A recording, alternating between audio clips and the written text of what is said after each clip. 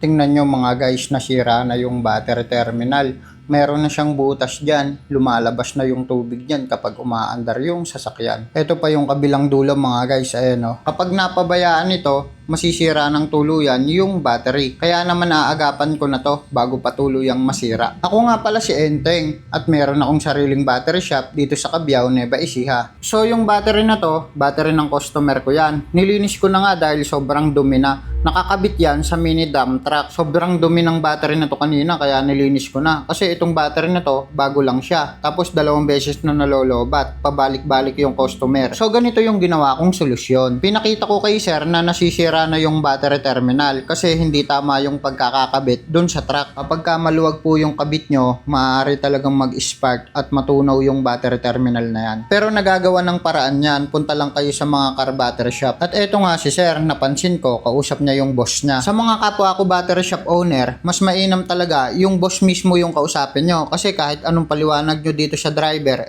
baka hindi naman maayos yung battery. Lalo na nung first time nagpunta dito yung driver at ang sabi, ang approach sa akin, di ba ikaw may warranty naman yan? So mga guys kasi hindi ganun basta-basta mag-warranty ng battery. Meron tayong limitation sa pagpapawarranty ng battery. Kaya naman ang ginawa ko, yung boss na lang yung kinausap ko para maipaliwanag ko sa kanya ng mabuti. About naman sa pagpapawarranty, eto guys yung video, full video yan sa aking YouTube channel. Panoorin nyo na lang mga guys. Nung unang beses na lobat yung battery, ang sabi ko sa driver, idaan dito sa akin yung sasakyan para matest ko kung bakit nalolobat yung battery. Kaya lang hindi na idaan mga guys. So eto yung pangalawang beses, full charge na yung battery. Di naman nalolobat kasi niwanan nga niya sa akin 4 na araw, di niya binabalikan full charge pa rin naman. Ayan, gawa na yung battery terminal mga guys. So ako na rin yung nagkabit dito para mahigpit, hindi na masira ulit yung battery terminal na yan. At eto na yung pinaka-climax ng video natin dahil sabi ni sir, pinagawa na daw niya itong truck at nagkakarga naman daw. So eto guys yung charging niya habang umaandar yung sasakyan, nasa 12.5 lang.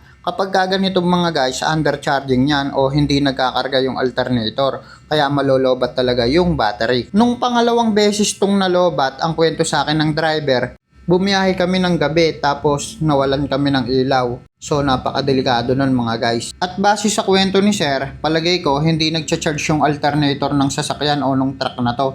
Kaya naman ako na mismo yung nagpunta dito sa truck nila, ako na rin nagkabit para mapakita ko sa kanya na hindi talaga nagkakarga yung alternator. Sabi ko sa kanya ibalik niya dun sa auto electrician na gumawa o nung sabi niya kasi pinagawa niya. So isa sa mga dahilan kung bakit hindi winawarranty yung mga car battery nyo kasi yung sasakyan mismo yung may problema. Ang normal voltage nga pala kapag habang umaandar yung truck nyo o yung mga sasakyan nyo, dapat tataas siya ng sa pagitan ng 13.5 hanggang 14.5. So pinaliwanag ko na dito sa driver na kailangan ipagawa niya talaga yung alternator nito kasi malolobat po ka ako ulit yan. Kapag ka naman na ipagawa na po ka ako yung sasakyan, idaan nyo yung sasakyan dito sa battery shop namin para ma-double check kung okay na talaga yung alternator. Dagdag ko na rin mga guys, kapag umiilaw yung battery indicator light na yan sa dashboard ng sasakyan nyo habang maandar o bumabiyahe kayo, maaari pong hindi nagcha-charge yung alternator kaya naman malolobat po talaga yung battery. Delikado yan kapag bumibiyahe kayo sa gabi, mawawalan talaga kayo ng ilaw o hihina talaga yung ilaw nyo. Kung sakaling nakita nyo yung battery indicator light na yan, pwede kayong pumunta sa mga car battery shop para ipatest yung alternator nyo. Kadalasan libre lang naman kapag magpapatest kayo ng battery. Pero pwede kayong magbigay ng tips para may pang Jollibee. Hehe. So ayun lang mga guys, salamat, sana nakatulong.